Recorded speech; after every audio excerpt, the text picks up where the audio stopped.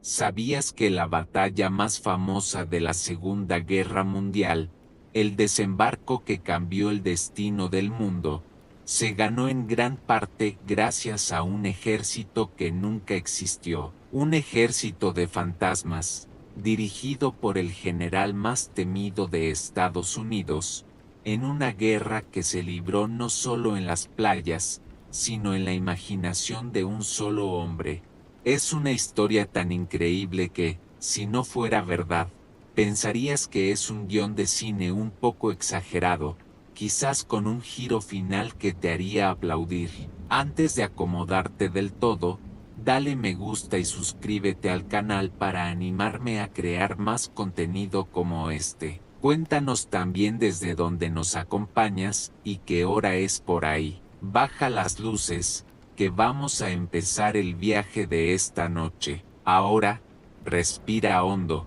Siente como el aire se enfría un poco, como el sonido del mundo exterior se desvanece y solo queda mi voz y la historia que estamos a punto de descubrir juntos. Estás en un lugar seguro, un lugar para aprender o simplemente para dejarte llevar hacia el sueño. Cierras los ojos y puedes verlo, la imagen que la historia y el cine han grabado a fuego en nuestra memoria colectiva. El 6 de junio de 1944, el día Don, ves miles de jóvenes valientes, con el mar salado en el rostro, saltando de las barcazas de desembarco hacia las playas de Normandía. Escuchas el estruendo ensordecedor de la artillería, el silbido de las balas, el grito de los hombres, el coraje puro, la fuerza bruta, el sacrificio supremo que se necesitaron para abrir una brecha en la fortaleza de la Europa nazi.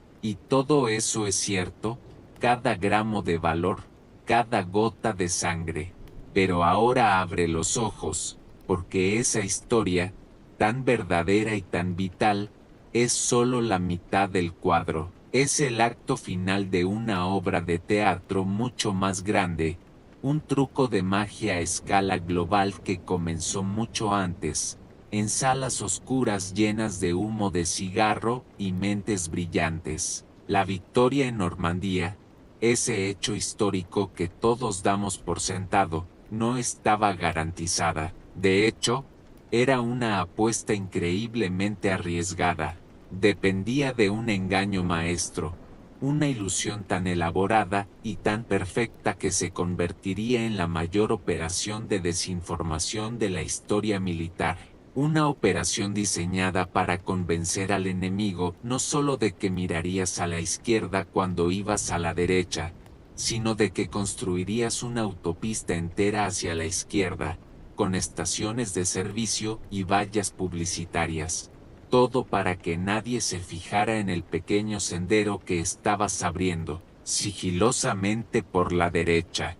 Los historiadores aún debaten si el factor más decisivo para el éxito en Normandía fue el coraje mostrado en las playas o la brillantez del engaño que aseguró que menos enemigos estuvieran esperando en ellas. La verdad, como siempre, es una mezcla fascinante de ambas. Esta noche, vamos a explorar ese lado oculto, el lado de los fantasmas y los magos. Vamos a conocer a un ejército de goma, a espías que eran novelistas frustrados y a operadores de radio que crearon batallas enteras con solo el sonido de sus voces. Es una historia sobre cómo ganar una guerra no con explosiones, sino con susurros. Y en el centro de esta red de engaños, como una araña esperando pacientemente, se encontraba un solo hombre, cuyo cerebro era el verdadero campo de batalla, un hombre convencido, absolutamente seguro, de que sabía exactamente dónde y cuándo atacarías. Su confianza ciega en esa creencia sería su perdición, y la salvación de miles. Imagínate la costa europea en 1944. No es una costa cualquiera, sino la muralla del Atlántico, la formidable línea de defensa construida por la Alemania nazi para impedir cualquier intento de invasión. Búnkeres de hormigón armado, campos de minas, alambre de púas, ametralladoras apuntando al mar, la playa sembrada de obstáculos anti-desembarco, todo ello coronado por cañones de largo alcance capaces de hundir un barco a kilómetros de la costa. Era un espectáculo aterrador, una demostración de poderío militar que debía disuadir a cualquiera de siquiera intentarlo. Una curiosidad excéntrica es que, en algunas zonas, la muralla del Atlántico era más un concepto que una realidad. En algunos tramos, las defensas eran incompletas o simplemente inexistentes, pero la percepción, el miedo que infundía, era tan poderoso como el hormigón. Tú, como comandante aliado, te enfrentas a una decisión imposible. Sabes que tienes que invadir, que liberar Europa del yugo nazi es una necesidad moral. Pero, ¿cómo hacerlo frente a una defensa tan poderosa? ¿Cómo minimizar las bajas? ¿Cómo asegurar que la invasión no se convierta en un baño de sangre? Los historiadores aún debaten si la muralla del Atlántico era realmente tan formidable como se creía, o si su poder radicaba más en la propaganda y el miedo que inspiraba. La verdad es que era ambas cosas. Era una defensa real, capaz de causar enormes bajas, y era también un símbolo, un muro psicológico que debía ser derribado antes de poder poner un pie en la playa. Pero hay un factor aún más importante en juego, algo que hace que la tarea sea aún más difícil. La muralla del Atlántico no es una línea continua y uniforme. Tiene puntos fuertes y puntos débiles, zonas más defendidas y zonas menos defendidas.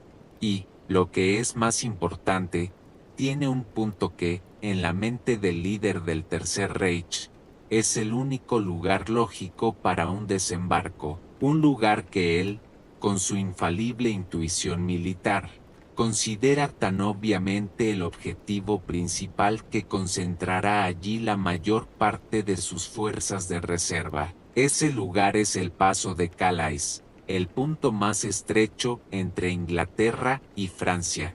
Hitler estaba absolutamente convencido de que el ataque aliado vendría por Calais.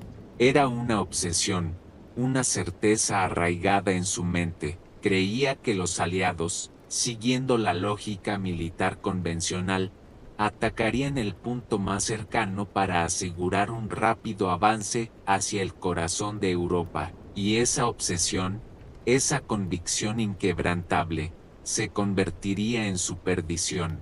Piensa en ello por un momento, imagina tener en tu poder la clave para engañar al enemigo, para hacerle creer algo tan firmemente que ignore la realidad que tiene ante sus propios ojos.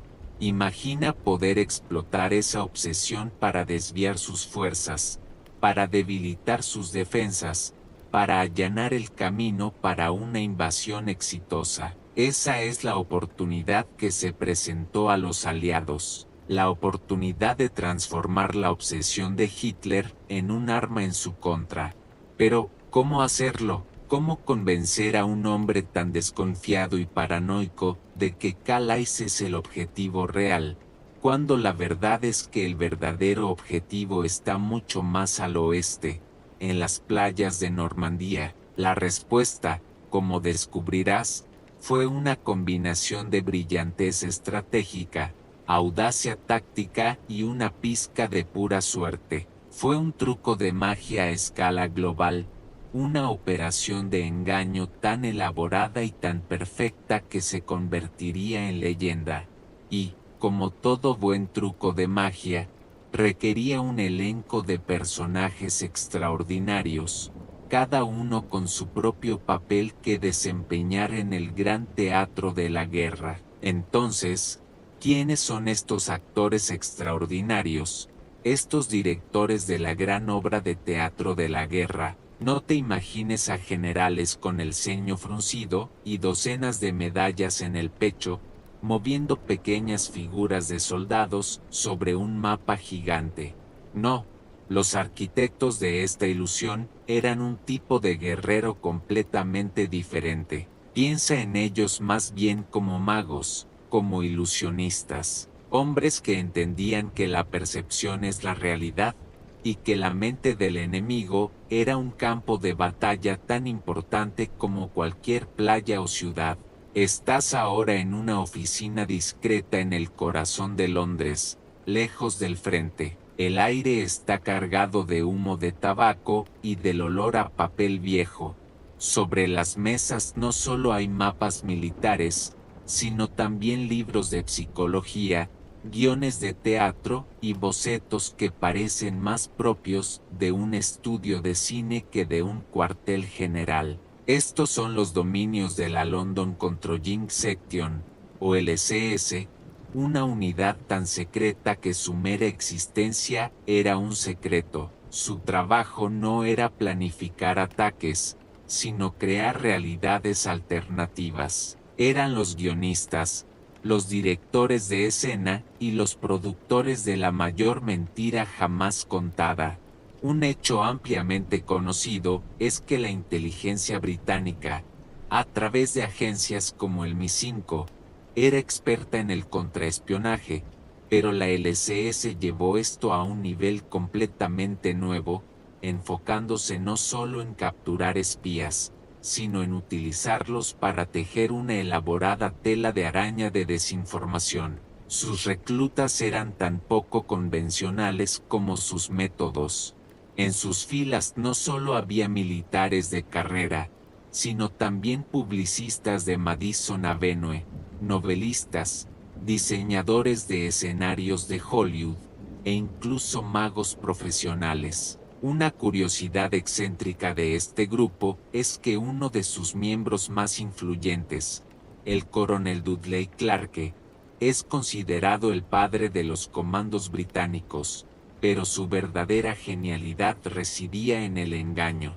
Era un maestro del teatro, capaz de inventar unidades enteras de la nada y darles una historia tan creíble que aparecían en los informes de inteligencia enemigos. Estos hombres no pensaban en términos de balas y bombas, sino en términos de narrativa, de causa y efecto, de cómo una pequeña mentira, plantada en el lugar correcto y en el momento adecuado, podía florecer en la mente del enemigo hasta convertirse en una verdad inamovible. Eran los maestros de la guerra psicológica. Su objetivo era simple en su concepción pero increíblemente complejo en su ejecución: engañar a Hitler para que creyera que la invasión principal vendría por Calais. Para ello, no bastaba con decirlo, tenían que demostrarlo. Tenían que construir un mundo falso, una realidad paralela tan detallada y coherente que resultara irrefutable. Los historiadores aún debaten hasta qué punto estos hombres cambiaron activamente la estrategia alemana, o si simplemente tuvieron la suerte de que sus engaños confirmaran los prejuicios que Hitler ya tenía. La respuesta probablemente sea una mezcla de ambas. Un baile perfecto entre la manipulación y la predisposición. Estos magos no crearon la obsesión de Hitler por Calais, pero la vieron, la entendieron y la alimentaron con una dieta constante de mentiras cuidadosamente elaboradas. Se convirtieron en los susurradores en el oído del Reich, confirmando cada sospecha, validando cada miedo, hasta que la ficción se volvió más real que la propia realidad, y su obra maestra, su gran truco final, tendría un nombre en clave, un nombre que pasaría a la historia del engaño: Operación Fortaleza. Y así, de las mentes de estos magos de la guerra, nace la Operación Fortaleza. El nombre en sí es una obra de arte psicológica, sugiere fuerza, resistencia, una promesa de poder. No es un nombre llamativo, no es agresivo, es simplemente sólido, como si fuera un hecho inmutable del universo, y el plan que lleva este nombre es igual de audaz y multifacético. No es una sola mentira, es un ecosistema de engaños, una telaraña de ficciones tan interconectadas que tirar de un solo hilo solo la haría más fuerte. Imagina la Operación Fortaleza no como un plan, sino como un gran organismo, una criatura de dos cabezas diseñada para mirar en dos direcciones a la vez, confundiendo y paralizando al enemigo. Estas dos cabezas son Fortaleza Norte y Fortaleza Sur. Dos engaños masivos, simultáneos y mutuamente reforzantes, que juntos formarán la columna vertebral de la mayor artimaña militar de la historia. Primero, está Fortaleza Sur, la joya de la corona, el acto principal de este gran teatro. Su objetivo es la obsesión de Hitler, el paso de Calais. La misión de Fortaleza Sur es crear de la nada un grupo de ejércitos entero, una fuerza de invasión tan masiva, tan bien equipada y tan amenazadora, que el alto mando alemán no tenga más remedio que creer que es la verdadera amenaza. Este ejército fantasma se concentraría en el sureste de Inglaterra, justo al otro lado del canal de Calais, visible, ruidoso y absolutamente listo para atacar. Un hecho ampliamente conocido es que el propósito principal de este ejército ficticio era inmovilizar a las divisiones Panzer de élite del 15 ejército alemán, que estaban estacionadas precisamente en Calais, esperando la invasión. Si esas divisiones se movían hacia Normandía el día de, la cabeza de playa aliada podría ser aniquilada en cuestión de horas. Así que este ejército fantasma tenía que ser lo suficientemente convincente como para mantener a esos tanques exactamente donde estaban, esperando un ataque que nunca llegaría. Luego, como si un ejército fantasma masivo no fuera suficiente, está Fortaleza Norte. Esta es la segunda cabeza de la bestia, mirando hacia Escandinavia. Fortaleza Norte es un plan diseñado para convencer a los alemanes de que los aliados también estaban planeando una invasión a gran escala de Noruega, lanzada desde Escocia. Una curiosidad excéntrica sobre los nombres en clave británicos es que existía un comité encargado de generarlos, asegurándose de que no fueran ni demasiado reveladores ni demasiado jactanciosos. Una política impulsada por el propio Winston Churchill, que odiaba los nombres en clave que parecían tentar al destino. El engaño de Noruega fue una genialidad estratégica. Al crear una amenaza creíble en el norte, los aliados se aseguraron de que Hitler mantuviera cientos de miles de tropas estacionadas allí, congelándose en los fiordos, defendiéndose de una flota fantasma y un ejército que solo existían en informes de inteligencia y transmisiones de radio. Tropas que, de otro modo, podrían haber sido enviadas a reforzar las defensas en Francia. Los historiadores aún debaten si el éxito de Fortaleza Sur, al inmovilizar al 15 ejército, fue más crucial que el de Fortaleza Norte, que mantuvo a casi 500.000 de soldados alemanes completamente fuera del juego principal. En realidad, ambos eran engranajes indispensables en la misma máquina. Fortaleza Sur era la distracción principal, el puñetazo falso que atraía todas las miradas. Fortaleza Norte era el movimiento sutil, el truco secundario que aseguraba que el enemigo no tuviera suficientes recursos para responder adecuadamente cuando el verdadero golpe aterrizara. Juntos, crearon una parálisis estratégica en el corazón del mando alemán. Pero, ¿cómo se construye un ejército fantasma? ¿Cómo se le da vida a una mentira tan colosal? No es suficiente con escribirlo en un papel, tienes que hacerlo real.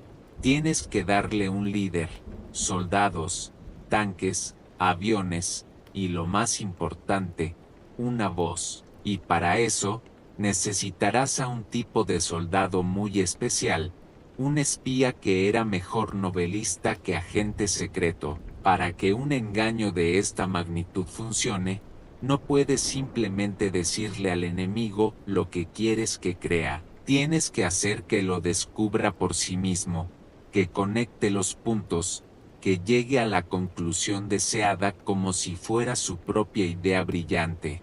Y la mejor manera de hacerlo es a través de sus propios espías. Aquí es donde entra en escena uno de los personajes más improbables y fascinantes de toda la Segunda Guerra Mundial, un hombre cuyo nombre en clave se convertiría en sinónimo del arte del engaño, Garbo. Su verdadero nombre era Juan Pujol García, un ciudadano español, gerente de una granja de pollos fracasada y gerente de hotel, que odiaba tanto al fascismo como al comunismo con una pasión ardiente.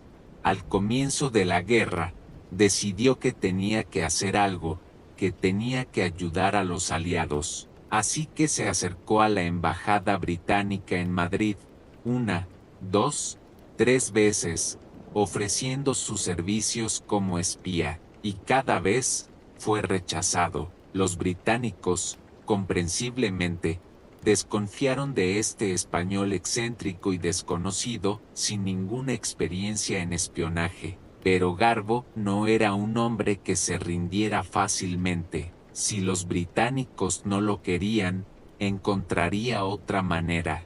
Así que hizo lo impensable, se acercó a los alemanes. Se presentó como un funcionario del gobierno español con fanáticas simpatías nazis, ansioso por viajar a Londres y espiar para el Tercer Reich. Y los alemanes, a diferencia de los británicos, le creyeron. Le dieron un curso intensivo de espionaje, dinero, tinta invisible y un nombre en clave, Arabel. Su misión era simple: ir a Inglaterra y construir una red de espías. El único problema era que Garbo nunca fue a Inglaterra.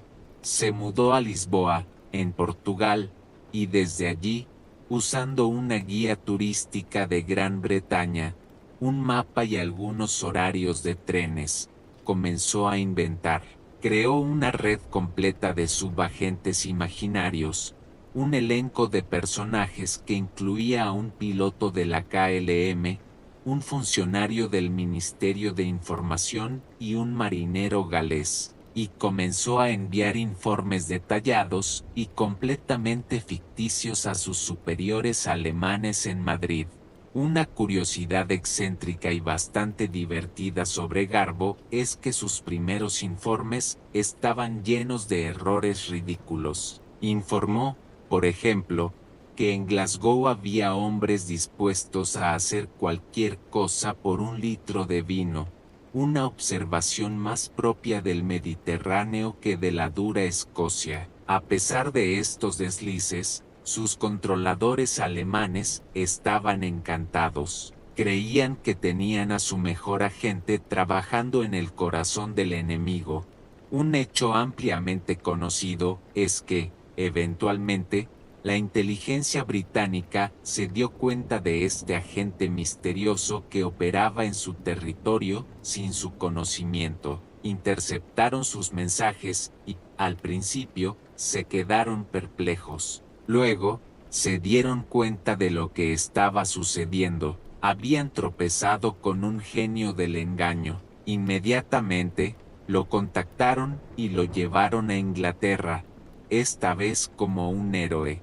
Le dieron el nombre en clave de Garbo, por su increíble talento para la actuación, y lo pusieron a trabajar. Ahora, con el respaldo del Mi-5, la red fantasma de Garbo se expandió. Llegó a tener 27 agentes ficticios, cada uno con su propia personalidad, motivaciones y estilo de escritura. Los historiadores aún debaten si Garbo fue el agente doble más exitoso de la historia o simplemente el más creativo. Lo que es innegable es que, a través de su red, los aliados tenían un canal directo a la mente del alto mando alemán. Podían alimentarles con una mezcla cuidadosamente calibrada de información verdadera pero inútil, información parcialmente cierta e información completamente falsa, construyendo gradualmente la credibilidad de Garbo.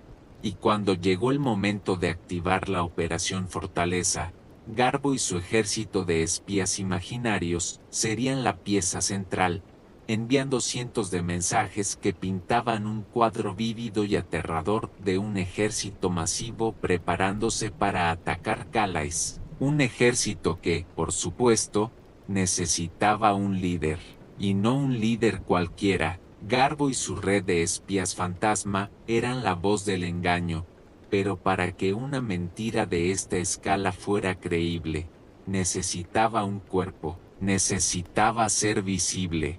Tenías que ser capaz de volar un avión de reconocimiento sobre el sureste de Inglaterra y ver, con tus propios ojos, la prueba irrefutable de un ejército masivo. Aquí es donde el teatro de la guerra se vuelve literal, y donde la Operación Fortaleza Sur despliega su componente más visualmente asombroso. Entra en escena el primer grupo de ejércitos de los Estados Unidos, o FUSAG, por sus siglas en inglés.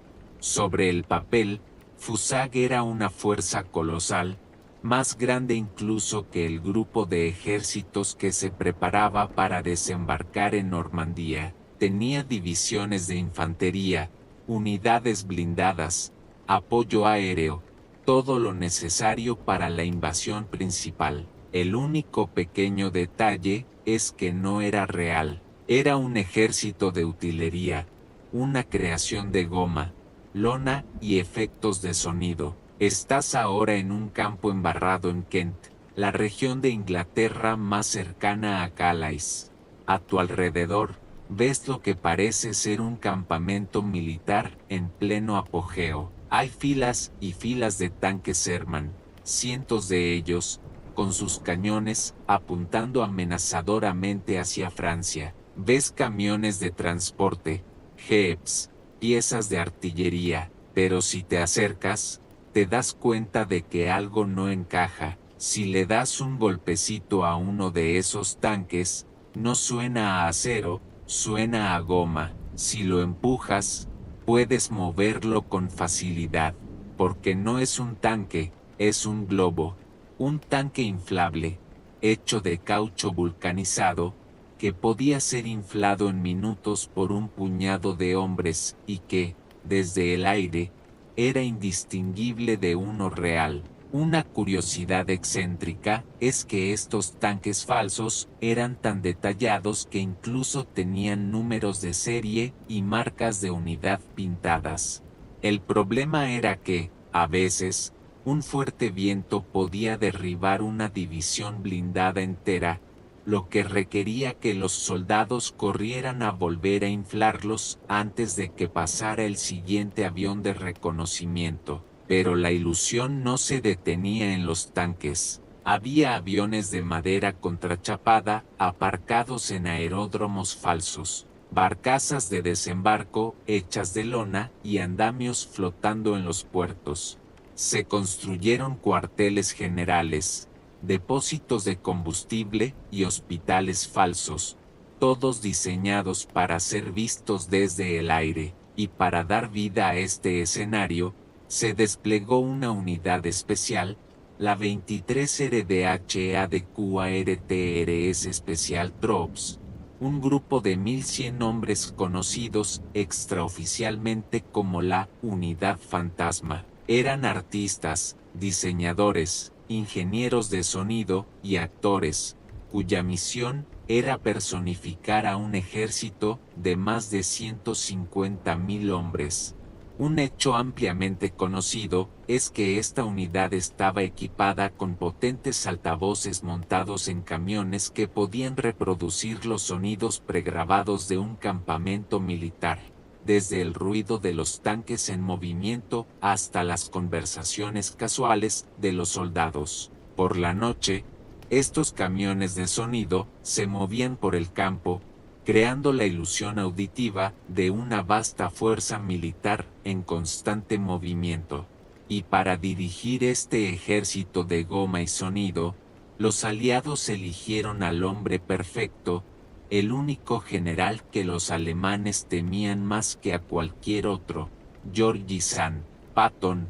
Patton, el audaz, agresivo y a menudo controvertido comandante de tanques, había sido relevado de su mando en Sicilia por abofetear a un soldado, pero los aliados convirtieron este castigo en una oportunidad.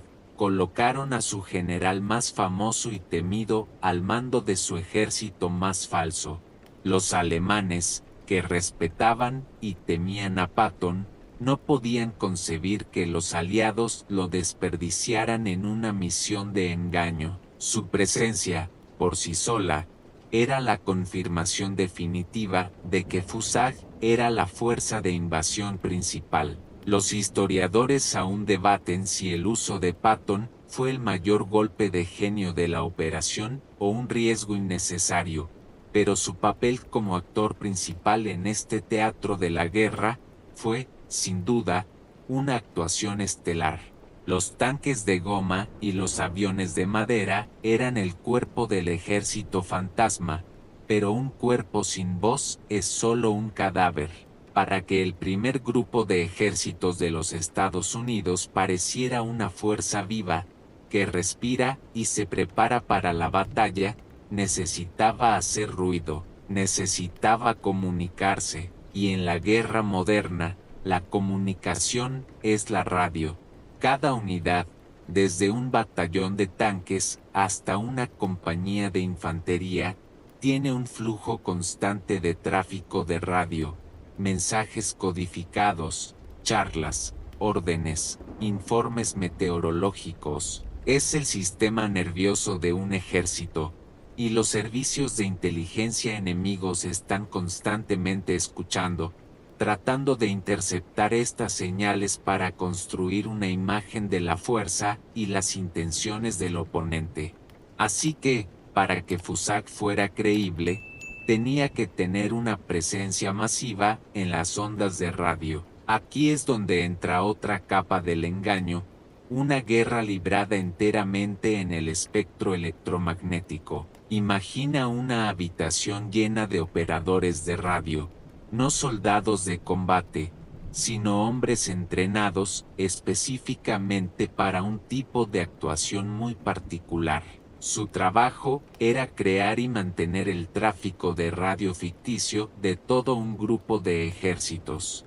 No se trataba simplemente de transmitir mensajes al azar, era un arte. Cada operador tenía que aprender el físico o el puño de un operador de radio real de una unidad específica. El puño es el estilo único de cada operador al usar el código Morse, su ritmo, su cadencia, los pequeños errores que comete. Es como una firma. Un hecho ampliamente conocido es que los analistas de inteligencia alemanes eran expertos en identificar estas firmas de radio, lo que les permitía rastrear el movimiento de unidades específicas por todo el frente. Si una división blindada se movía de un sector a otro, su tráfico de radio se movía con ella. Sabiendo esto, los aliados llevaron a cabo un plan brillante.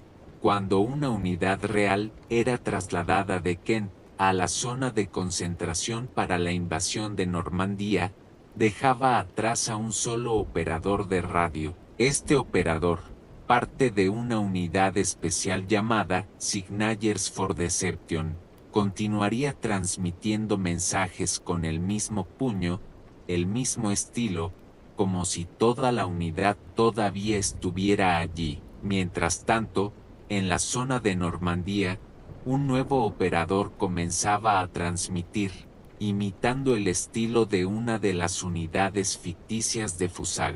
El resultado era una obra maestra de ventriloquismo radiofónico. Para los oídos alemanes, parecía que las unidades reales se estaban concentrando en el sureste de Inglaterra, listas para atacar Calais, mientras que las unidades que se agrupaban para Normandía eran solo una fuerza secundaria y de menor importancia. Una curiosidad excéntrica sobre esta guerra de radio es el nivel de detalle psicológico que se aplicaba. Los operadores no solo imitaban los estilos de transmisión, sino que también simulaban la vida cotidiana de un ejército. Transmitían informes meteorológicos falsos, quejas sobre la comida, mensajes codificados sobre repuestos de tanques que no existían para tanques que tampoco existían. Crearon un drama de radio que duró meses, con sus propios personajes, tramas y subtramas, todo diseñado para ser escuchado por una audiencia muy específica, los analistas de inteligencia del Tercer Reich. Los historiadores aún debaten si el engaño visual de los tanques de goma fue más efectivo que el engaño auditivo de la radio. La realidad es que eran inseparables, dos caras de la misma moneda. Los aviones de reconocimiento veían los tanques y los analistas de radio escuchaban las conversaciones de los tanquistas. Una mentira reforzaba a la otra, creando un bucle de confirmación que era casi imposible de romper. Era una sinfonía de engaños, y cada instrumento desempeñaba su papel a la perfección. La guerra de las ondas de radio era silenciosa para el mundo exterior, pero para los que escuchaban, era tan ruidosa y caótica como cualquier batalla real. Y en el centro de todo, el director de esta orquesta fantasma estaba a punto de hacer su gran entrada. En todo gran drama, necesitas una estrella, un actor principal cuyo nombre en el cartel atraiga al público y dé credibilidad a toda la producción.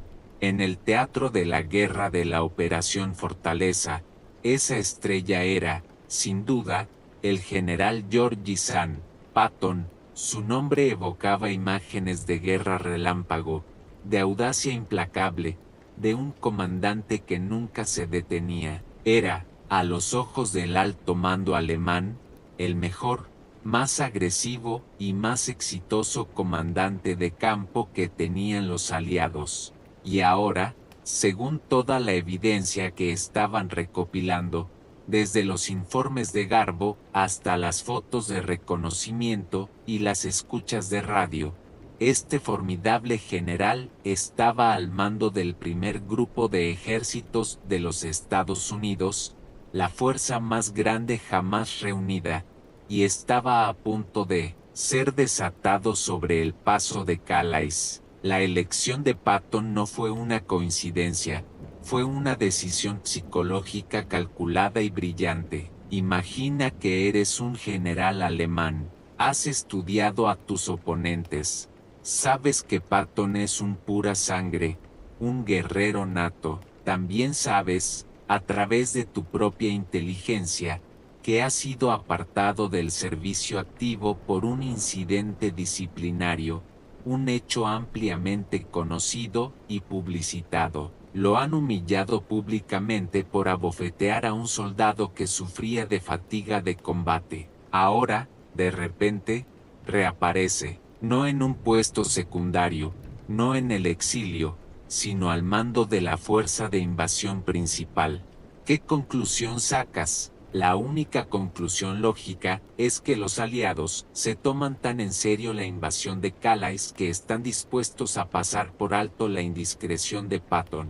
Necesitan a su mejor hombre para la tarea más importante. Su presencia no es solo una pista, es la prueba definitiva. Patton, por su parte, interpretó su papel a la perfección. Aunque en privado se sentía frustrado y humillado por estar al margen de la acción real, Públicamente actuaba como el comandante en jefe de FUSAG, realizaba inspecciones de sus tropas fantasmas, visitaba los cuarteles generales ficticios y daba discursos ardientes en pueblos y ciudades de todo el sureste de Inglaterra. Una curiosidad excéntrica sobre sus apariciones públicas es que a menudo se le veía estudiando mapas de la región de Calais y hablando en voz alta sobre la topografía y los objetivos estratégicos. Todo ello en lugares donde sabía que los agentes alemanes o sus simpatizantes podrían estar escuchando. Era teatro, puro y simple, y él era el actor principal. Su actuación fue tan convincente que reforzó la creencia alemana de que él, y solo él, lideraría el asalto a través del canal. Los historiadores aún debaten sobre el estado mental de Patton durante este periodo. Algunos creen que estaba al tanto del alcance total del engaño y desempeñó su papel con un guiño cómplice. Otros sugieren que se le mantuvo en una oscuridad parcial, creyendo que su mando en FUSAG podría convertirse en una verdadera segunda oleada de invasión después del asalto inicial. Sea cual sea la verdad, su efecto en el enemigo fue innegable. Los alemanes lo llamaban el cowboy general, un apodo que mezclaba a partes iguales respeto y temor. Su reputación lo precedía, y la idea de enfrentarse a sus divisiones blindadas en el terreno favorable de Calais era una pesadilla para los estrategas alemanes. Irónicamente, el mayor servicio de Patton a la causa aliada no fue liderar un ejército a la batalla, sino liderar un ejército de fantasmas en un desfile. Fue el señuelo perfecto, el torero que agitaba la capa roja para distraer al toro mientras el verdadero matador se preparaba en silencio para el golpe de gracia. Su ego, su fama y su reputación se convirtieron en armas de guerra, tan eficaces como cualquier tanque o cañón bajo su mando inexistente. Construir un ejército fantasma es como construir un decorado de cine.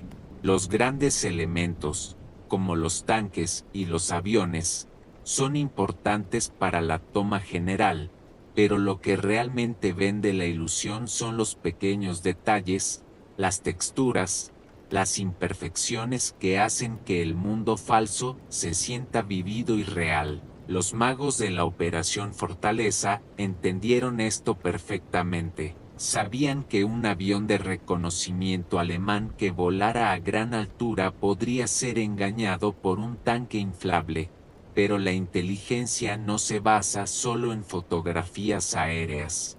Se basa en una multitud de fuentes, en rumores, en informes de agentes sobre el terreno, en la observación de la vida cotidiana, y para engañar a ese nivel, necesitaban construir un mundo falso con una atención al detalle casi obsesiva. Así que el engaño se extendió más allá de los campamentos militares ficticios y se infiltró en el tejido mismo de la vida en el sureste de Inglaterra. Imagina que eres un granjero local en Kent.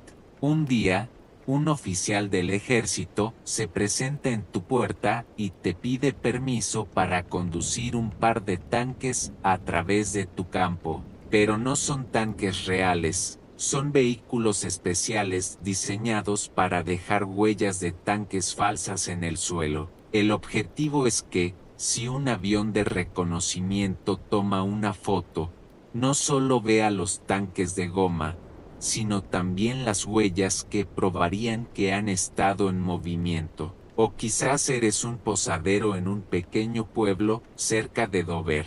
De repente, tu pub se llena de soldados estadounidenses. Pertenecen a una unidad de la que nunca has oído hablar, la 6 División Aerotransportada Ficticia. Son actores, miembros de la unidad fantasma, cuya única misión es pasar el rato, beber cerveza y difundir rumores cuidadosamente elaborados sobre sus próximos ejercicios de entrenamiento, y la inminente invasión de Calais. El nivel de detalle era asombroso.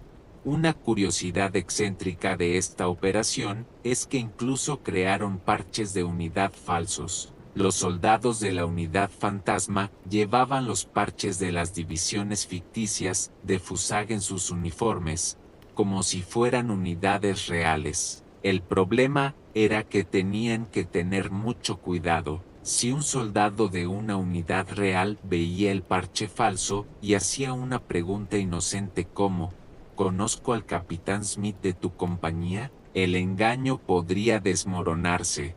Para evitarlo, a los miembros de la unidad fantasma se les instruía para que dieran respuestas vagas o simplemente se alejaran. El engaño se extendió incluso a la lavandería. Se colgaban tendederos cerca de los campamentos falsos con ropa y uniformes, para dar la impresión de que allí vivían y trabajaban miles de soldados. Un hecho ampliamente conocido es que esta atención al detalle se basaba en un principio psicológico clave, la confirmación sesgada.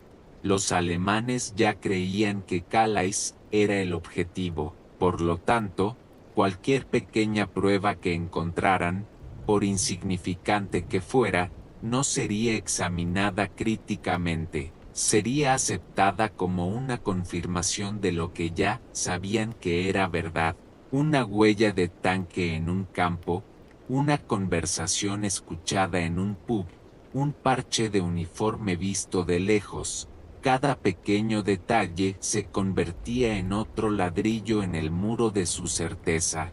Los historiadores aún debaten cuál de estos pequeños engaños fue el más efectivo. ¿Fue el tráfico de radio falso, los rumores de los actores, o las huellas de los tanques falsos? La respuesta es que no fue ninguno de ellos individualmente, sino todos ellos juntos. Crearon un ecosistema de desinformación, un mundo inmersivo donde cada elemento, grande y pequeño, apuntaba a la misma conclusión inevitable. Patton y su ejército masivo estaban a punto de cruzar el canal en su punto más estrecho. Era una obra de arte, una mentira tan bellamente construida que era casi una pena que tuviera que terminar. Pero antes de que el telón cayera sobre FUSAG, había otro acto que representar, muy al norte. Mientras el gran teatro del primer grupo de ejércitos de los Estados Unidos se desarrollaba en el sur de Inglaterra, atrayendo todas las miradas hacia Calais, una segunda producción, más sutil pero igualmente crucial, estaba en marcha en el norte.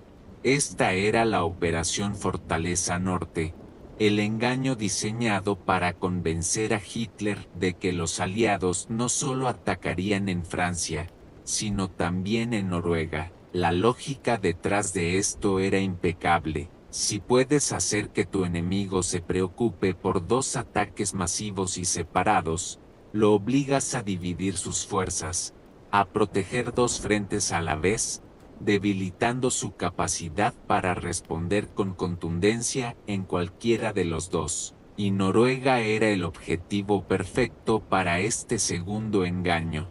Estás ahora en el frío y brumoso paisaje de Escocia, en el castillo de Edimburgo, un lugar impregnado de historia y misterio.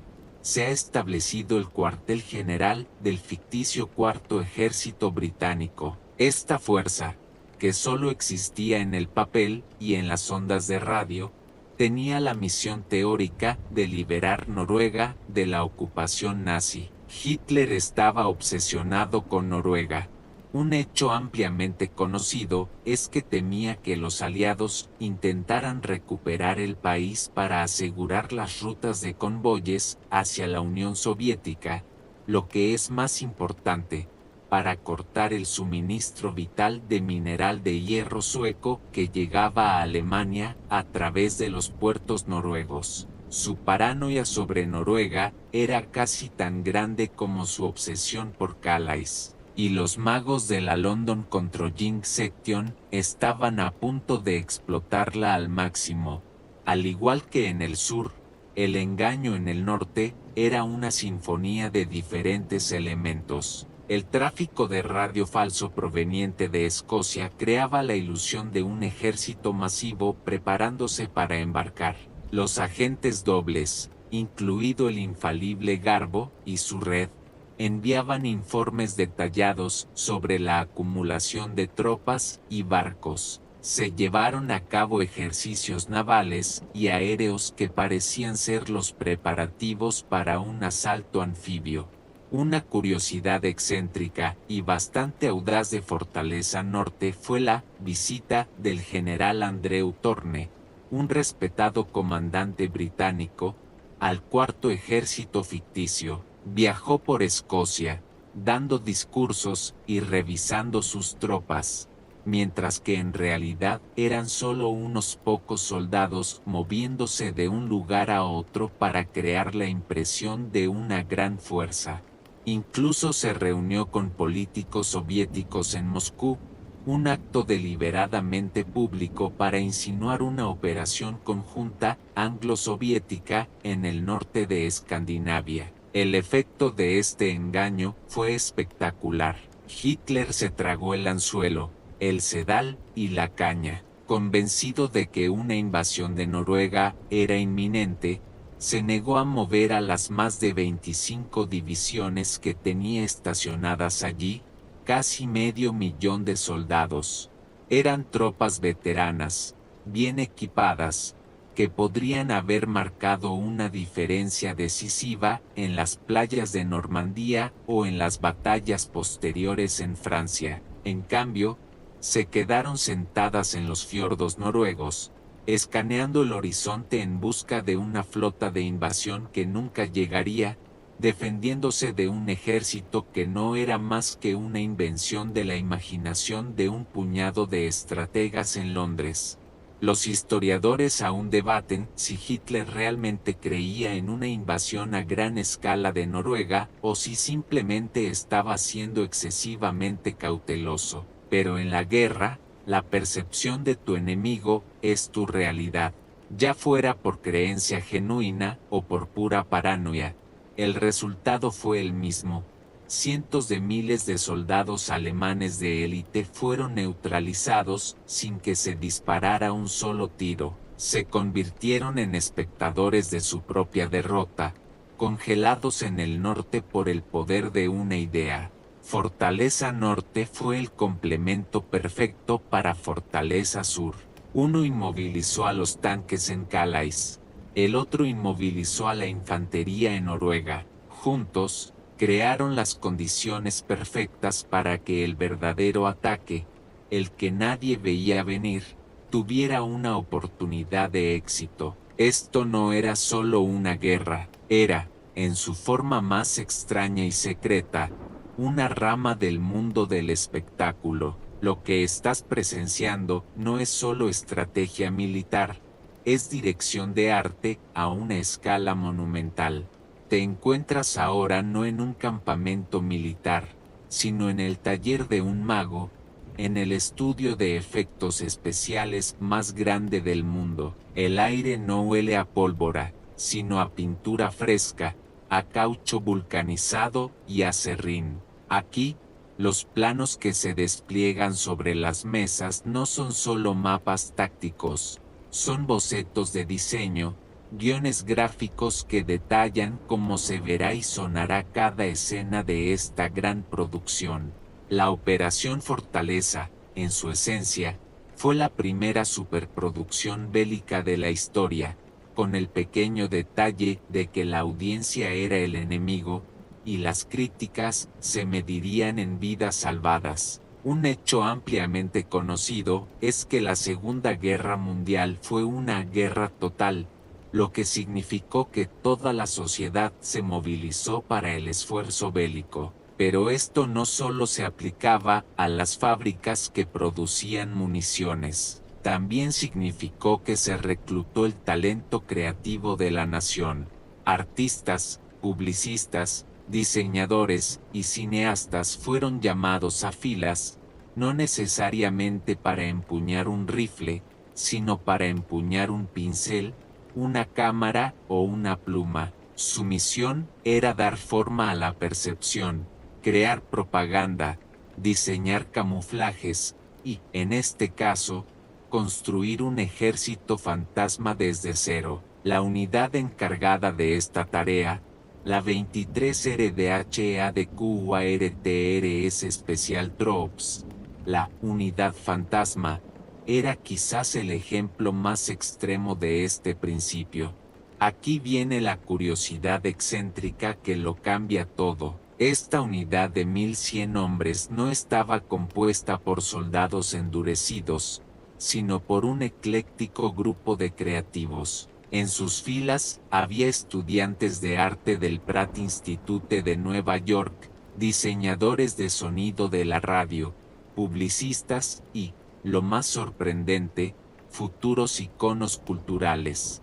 Imagina por un momento a un joven Bill Blass, que décadas más tarde se convertiría en uno de los diseñadores de moda más famosos de Estados Unidos, arrodillado en un campo inglés, no diseñando un vestido de alta costura, sino ayudando a inflar un tanque Sherman de goma, o Sword Kelly, que se convertiría en un pionero de la pintura abstracta, diseñando patrones de camuflaje y carteles de propaganda falsos. Estos hombres no luchaban con balas, luchaban con la perspectiva, el color y el sonido. Su trabajo era crear una ilusión tan perfecta que pudiera engañar a los binoculares de un piloto de la Luftwaffe. Los historiadores y críticos de arte aún debaten hasta qué punto esta experiencia secreta y surrealista, este acto de crear una realidad falsa para un propósito mortalmente serio, influyó en el trabajo de posguerra de estos artistas. ¿Cómo no iba a hacerlo? Después de pasar meses pintando insignias falsas en vehículos de lona y reproduciendo el sonido de divisiones enteras con altavoces, la línea entre lo real y lo artificial debe haberse vuelto increíblemente borrosa. Eran los magos de Hollywood en uniforme, el Departamento de Arte y Efectos Especiales de los Aliados. Su lienzo era el paisaje de Inglaterra, sus esculturas eran de goma y su banda sonora era una sinfonía de mentiras pregrabadas. Estaban a punto de estrenar su obra maestra en el escenario más grande del mundo, y el crítico más importante, Adolf Hitler, estaba sentado en primera fila, listo para creer cada palabra, cada imagen y cada sonido. Hemos hablado de los tanques de goma, los espías inventados y las radios fantasma, pero todo esto, por muy brillante que sea, es solo la mecánica del engaño. Para entender realmente por qué la Operación Fortaleza fue tan devastadoramente efectiva, tenemos que ir más allá de las tácticas y sumergirnos en la psicología. Tienes que entender que este no fue simplemente un acto de mentirle al enemigo, fue un acto de jiu-jitsu mental. No se trataba de empujar contra la mente del alto mando alemán, sino de tirar de ella suavemente en la dirección en la que ya se inclinaba. La verdadera genialidad de la operación no fue crear una nueva creencia, sino explotar las que ya existían. Ponte en los zapatos de un general alemán en 1944. Vives y respiras doctrina militar.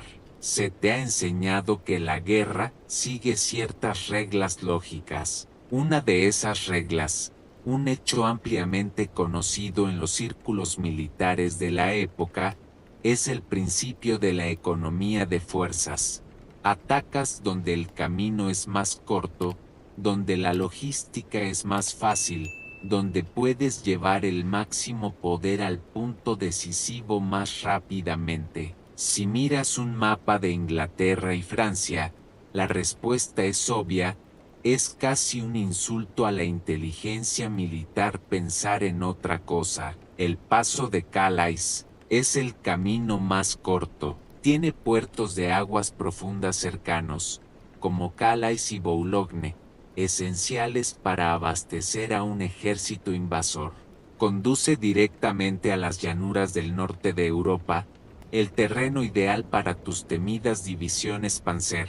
Desde un punto de vista puramente lógico y doctrinal, cualquier otro punto de invasión sería un suicidio táctico, y este prejuicio, esta convicción basada en la lógica militar, no era solo una opinión, era un dogma. Estaba reforzado por la personalidad del propio Hitler, un hombre que se enorgullecía de su intuición militar y que despreciaba la sutileza y el engaño, considerándolos tácticas de los débiles. Él creía en la fuerza bruta, en el golpe abrumador. Por lo tanto, esperaba que sus enemigos pensaran de la misma manera, y aquí es donde los magos de Londres demostraron su brillantez. En lugar de tratar de convencer a Hitler de algo nuevo y extraño, simplemente le dieron exactamente lo que esperaba ver. Una curiosidad excéntrica sobre la psicología del engaño es que las mentiras más efectivas a menudo contienen un núcleo de verdad. La Operación Fortaleza no decía vamos a atacar en un lugar ilógico, decía vamos a atacar en el lugar más lógico del mundo, Calais, y lo haremos con nuestro mejor general, Patton. Cada pieza de desinformación, desde los informes de Garbo hasta los tanques de goma, no era una invención extraña, era una confirmación de los prejuicios alemanes. No era una voz que gritara algo nuevo, era un eco que devolvía sus propias creencias, solo que más fuerte y más claro. Los historiadores aún debaten si los planificadores aliados entendieron completamente la profundidad de la rigidez doctrinal alemana, o si simplemente se toparon con la estrategia perfecta por una mezcla de análisis y suerte. Probablemente fue una combinación.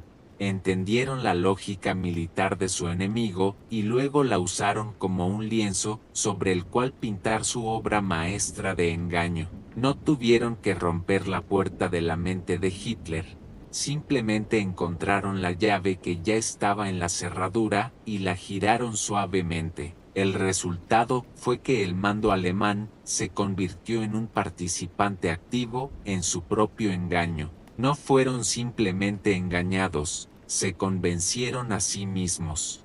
Y no hay creencia más fuerte que aquella que crees haber descubierto por ti mismo. El tiempo se ralentiza, se estira como un elástico a punto de romperse. Estás en el sur de Inglaterra, en las últimas 48 horas antes del 6 de junio. Sientes la electricidad en el aire, una mezcla de anticipación, miedo y una esperanza casi dolorosa. Pero esta calma que precede a la tormenta es, literalmente, una tormenta. El Canal de la Mancha, normalmente un pasaje relativamente tranquilo en esta época del año, se ha convertido en un monstruo furioso. Vientos huracanados y olas gigantescas azotan la costa, haciendo que cualquier intento de cruzar sea un suicidio. El día D, planeado meticulosamente durante meses, está a punto de ser cancelado por el mal tiempo. La tensión es insoportable. En una pequeña cabaña, un hombre llamado Dwight Don Eisenhower tiene el peso del mundo sobre sus hombros. Un hecho ampliamente conocido es que ya ha pospuesto la invasión una vez, del 5 al 6 de junio. Sus meteorólogos le dan una pequeña ventana, un respiro temporal en el mal tiempo que podría durar apenas unas horas. La decisión es suya. Cancelar podría significar semanas de retraso, la pérdida del elemento sorpresa. Seguir adelante podría significar enviar a miles de hombres a la muerte en un mar embravecido. Su decisión final, garabateada en una nota, se ha convertido en leyenda. Ok, ULL Go. Pero mientras la verdadera fuerza de invasión lucha contra los elementos, ¿qué está haciendo el ejército fantasma? Aquí es donde el engaño alcanza su nivel más sublime. La unidad fantasma no está de brazos cruzados. Están trabajando horas extras, interpretando su papel final con una precisión escalofriante. Una curiosidad excéntrica y brillante de estas últimas horas es que el tráfico de radio falso de Fusag, el ejército de Patton, también comenzó a hablar del mal tiempo. Sus operadores de radio fantasma transmitían mensajes quejándose de la tormenta, discutiendo posibles retrasos en su inminente asalto a Calais. Reflejaron la realidad de la situación meteorológica en su propia ficción, haciendo que el engaño fuera aún más creíble. Si los alemanes interceptaban estos mensajes, solo confirmarían que la fuerza principal, al igual que todos los demás, estaba esperando a que el tiempo mejorara para lanzar su ataque lógico sobre Calais. Mientras tanto, en su discreta casa en los suburbios de Londres, el agente Garbo envía uno de sus mensajes más importantes a sus superiores alemanes. Informa con urgencia que sus agentes han visto a las tropas de Fusag preparándose para un asalto inminente, pero que han sido puestas en espera debido al clima. Insta a sus controladores a no dejarse engañar por ningún ataque de distracción en otro lugar. La verdadera tormenta, insiste, está a punto de desatarse sobre Calais. Los historiadores aún debaten si el mal tiempo fue en realidad una bendición disfrazada para los aliados. La terrible tormenta hizo que el alto mando alemán se relajara. Creyeron que ninguna invasión era posible en tales condiciones. El famoso mariscal de campo, Erwin Rommel, encargado de defender la costa, se sintió tan seguro de que no pasaría nada que se fue a casa en Alemania para celebrar el cumpleaños de su esposa. El engaño, ayudado por la furia de la naturaleza, estaba funcionando a la perfección. La noche del 5 de junio se cierra sobre el canal. El escenario está listo, el público está engañado, y en la oscuridad, la verdadera obra está a punto de comenzar. La noche es oscura, la tormenta ha amainado ligeramente, justo como predijo el meteorólogo. El mar sigue siendo un caos de olas grises y frías. Y en esa oscuridad, la armada más grande jamás reunida en la historia del mundo se desliza silenciosamente a través del Canal de la Mancha. Más de 5.000 barcos, llevando a más de 150.000 hombres, se dirigen no hacia Calais, sino hacia un tramo de 50 millas de costa en Normandía. Al mismo tiempo, en el cielo, miles de paracaidistas saltan a la negrura tras las líneas enemigas. El aire vibra con el zumbido de innumerables motores. Es el momento de la verdad, el momento en que todos los engaños, toda la planificación y toda la esperanza se ponen a prueba. Amanece el 6 de junio de 1944. Las primeras luces del día revelan una visión que debe haber parecido apocalíptica para los defensores alemanes en las playas de Utah, Omaha, Gold, Juno y Sword. El horizonte está lleno de barcos, una ciudad flotante que ha aparecido de la nada. Las rampas de las barcazas de desembarco caen y los hombres se lanzan al agua, corriendo hacia las ametralladoras y la artillería que los esperan.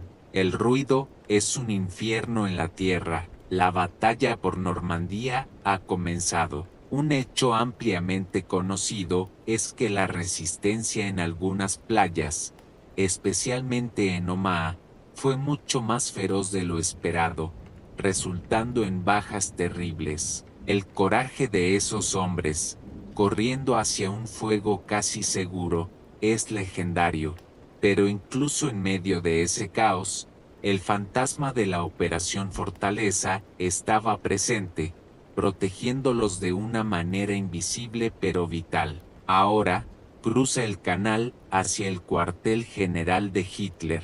Los primeros informes del desembarco en Normandía comienzan a llegar. Son fragmentarios, confusos. Pero, ¿cuál es la reacción? No es de pánico, no es una orden para enviar todas las reservas disponibles. Es de escepticismo, casi de alivio. La reacción es, aquí está, la distracción que estábamos esperando. La mentira había funcionado tan bien. La idea de la invasión de Calais estaba tan profundamente arraigada en sus mentes, que la realidad que se desarrollaba ante ellos fue interpretada como una simple finta. Creían que Normandía era un señuelo, una operación secundaria diseñada para alejar a sus fuerzas del verdadero objetivo, el paso de Calais, donde el temido general Patton y su masivo primer grupo de ejércitos esperaban para dar el golpe de gracia. Una curiosidad excéntrica de estas primeras horas críticas es que Hitler estaba durmiendo cuando comenzó la invasión. Sus ayudantes, temiendo su ira, se negaron a despertarlo. Cuando finalmente se le informó de la situación horas más tarde, su reacción fue de júbilo. Estaba convencido de que los aliados habían caído en su trampa, atacando en un lugar donde podrían ser fácilmente contenidos y destruidos. Los historiadores aún debaten qué habría pasado si Hitler hubiera sido despertado inmediatamente y hubiera reaccionado con decisión, pero su propia arrogancia y la eficacia del engaño crearon una parálisis fatal en la cima del mando alemán. Los informes de Normandía eran reales. Los barcos eran reales, los soldados eran reales, pero en la mente de Hitler, no eran la verdadera amenaza. El verdadero enemigo, el ejército fantasma de Patton, seguía siendo la principal preocupación. El fantasma era más real que la realidad, y mientras el futuro de Europa se decidía en las sangrientas arenas de Normandía, las divisiones más poderosas del ejército alemán permanecían inmóviles, esperando un ataque que nunca, jamás, llegaría. Este es el momento crucial, el punto de inflexión sobre el que gira el destino de la guerra. Toda la operación Fortaleza, todos los tanques de goma, todos los espías imaginarios, y todas las voces de radio fantasma, todo se reduce a una sola decisión, que debe tomar un solo hombre. Las primeras 24 a 48 horas de cualquier invasión anfibia son las más vulnerables. La cabeza de playa es pequeña, las tropas están desorganizadas, los suministros son escasos. Un contraataque rápido y masivo por parte de una fuerza blindada de élite podría hacer retroceder a los invasores al mar y convertir el día D en un desastre catastrófico, y los alemanes tenían esa fuerza. El 15 Ejército, con sus temidas divisiones Panzer, estaba estacionado en la región de Calais, a solo unas horas de distancia de Normandía. Eran las tropas de choque del Tercer Reich, la brigada de bomberos que podía apagar el incendio de la invasión antes de que se extendiera. Los generales alemanes en el frente en Normandía, como Erwin Rommel, que había vuelto corriendo de la fiesta de cumpleaños de su esposa, vieron la situación con una claridad aterradora. Suplicaron, rogaron, exigieron que se liberaran las divisiones Panzer. Vieron la armada aliada, vieron la escala del desembarco, y sabían que esta no era una distracción, era la verdadera invasión.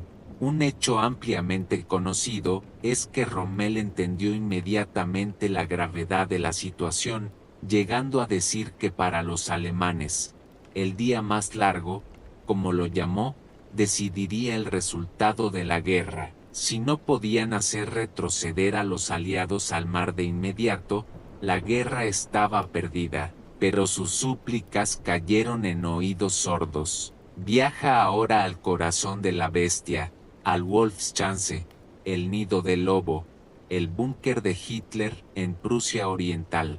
Aquí, lejos del caos y la sangre de las playas, la realidad es diferente. El mapa en la pared de Hitler todavía muestra la principal amenaza apuntando a Calais. Los informes de Normandía son vistos a través del filtro del engaño. La lógica del es simple y, en su propia mente retorcida, impecable. ¿Por qué los aliados atacarían en Normandía con una fuerza secundaria si su mejor general, Patton, y su ejército más grande, Fusag, están esperando en Kent?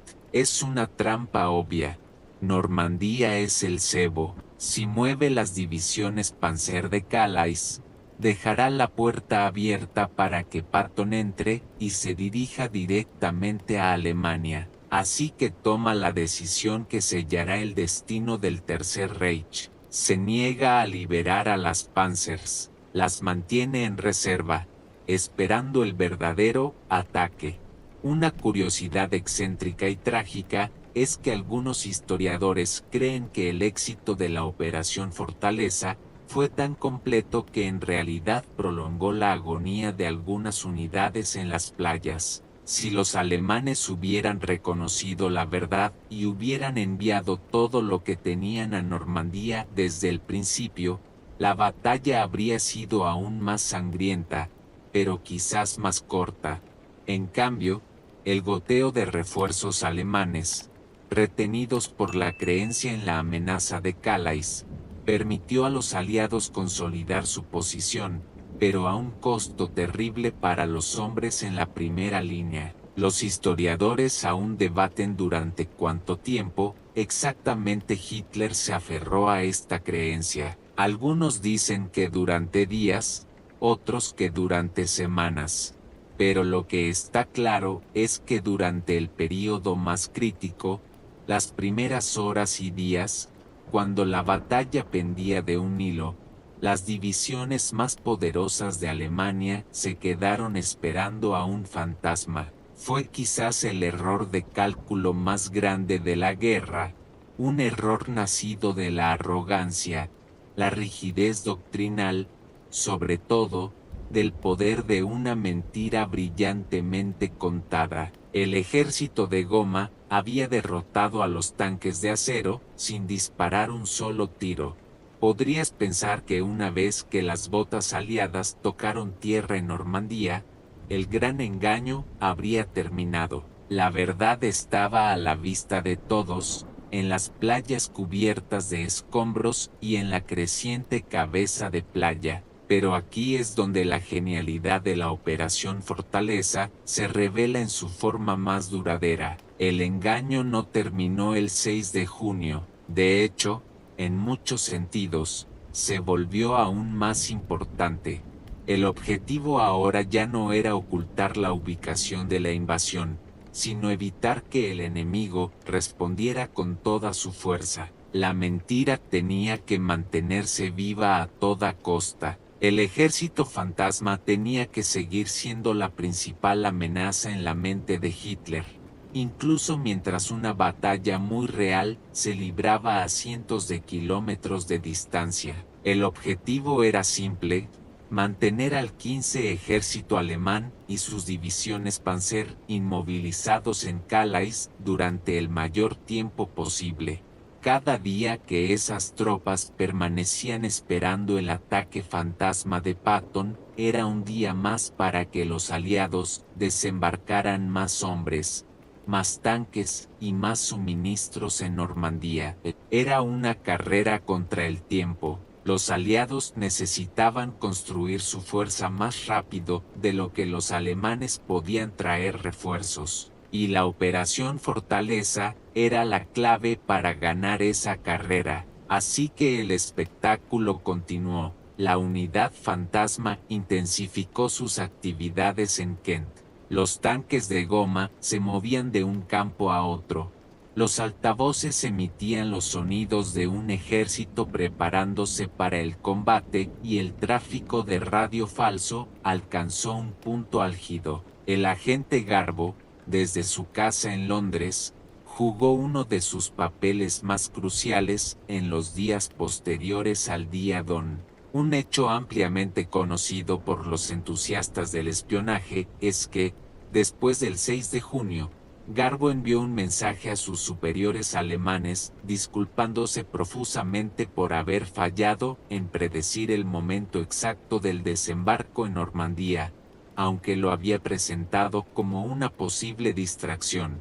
Su actuación de arrepentimiento fue tan convincente que sus controladores no solo lo perdonaron, sino que le enviaron un mensaje de vuelta diciéndole que su trabajo había sido excelente y que no se preocupara, su credibilidad estaba intacta. Y entonces, continuó alimentándoles con informes urgentes sobre cómo el ataque de Normandía era, de hecho, una finta a gran escala, y que el ataque principal de Patton sobre Calais era inminente, probablemente pospuesto por unos días para atraer a las reservas alemanas a la batalla equivocada. Una curiosidad excéntrica y audaz de este período posterior al día D fue la creación de falsos aeródromos e instalaciones portuarias prefabricadas en el sureste de Inglaterra. Se construyeron muelles de madera y lona que parecían capaces de cargar miles de barcos, todo para reforzar la idea de que una fuerza aún mayor se estaba preparando para cruzar. Los historiadores aún debaten el impacto exacto de estos engaños posteriores al desembarco. ¿Cuánto tiempo más mantuvieron a las Panzers en Calais? La respuesta, generalmente aceptada, es alrededor de 7 semanas. 7 semanas cruciales. Durante casi 2 meses después de que comenzara la verdadera invasión, Hitler y su alto mando continuaron esperando el golpe principal en otro lugar. 7 semanas en las que los aliados consolidaron su control sobre Normandía, ganaron la brutal batalla de desgaste en los setos y finalmente rompieron las defensas alemanas. Cuando los alemanes finalmente aceptaron la verdad y comenzaron a mover sus fuerzas de Calais, ya era demasiado tarde. La cabeza de playa era segura. La liberación de Francia estaba en marcha. La mentira se había mantenido viva el tiempo suficiente para cumplir su misión. Toda mentira, por muy bien construida que esté, tiene una fecha de caducidad, y para el alto mando alemán, la cruda realidad de la situación en Normandía comenzó a erosionar lentamente la fantasía de Calais. No hubo un solo momento de revelación. No fue como encender una luz en una habitación oscura. Fue más bien como un amanecer lento y doloroso, en el que las sombras del engaño retrocedían gradualmente para revelar el paisaje desolador de la verdad. Fue un proceso de negación, confusión y, finalmente, de una amarga y humillante comprensión.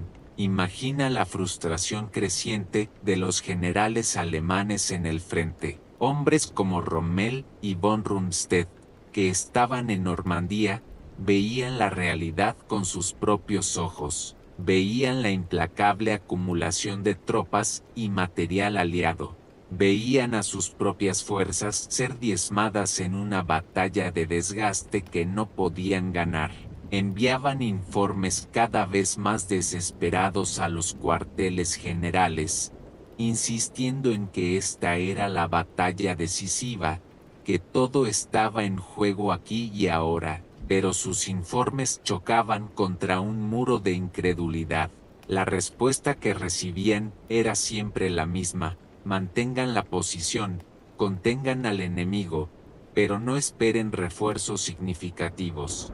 Las divisiones Panzer de élite, la clave para cambiar el rumbo de la batalla, seguían en Calais, esperando a Patton. A medida que pasaban las semanas de junio y julio, la evidencia se volvió abrumadora. Un hecho ampliamente conocido es que los aliados lograron un éxito estratégico masivo al destruir puentes y líneas de ferrocarril en toda Francia, lo que dificultó enormemente a los alemanes mover sus tropas, incluso cuando finalmente decidieron hacerlo.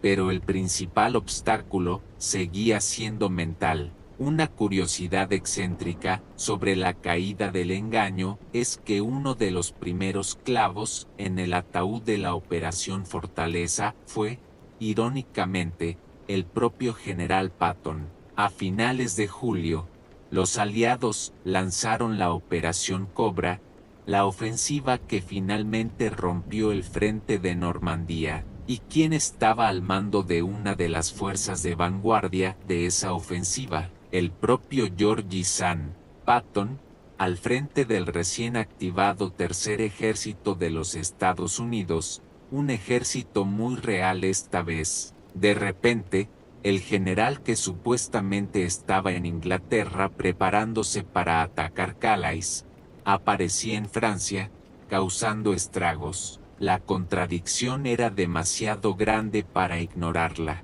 Los historiadores aún debaten el momento exacto en que Hitler finalmente aceptó la verdad. Algunos apuntan al atentado contra su vida el 20 de julio de 1944, un evento que lo sumió en una paranoia aún más profunda, pero que también pudo haberlo sacudido de su certeza sobre Calais. Otros sugieren que no fue hasta agosto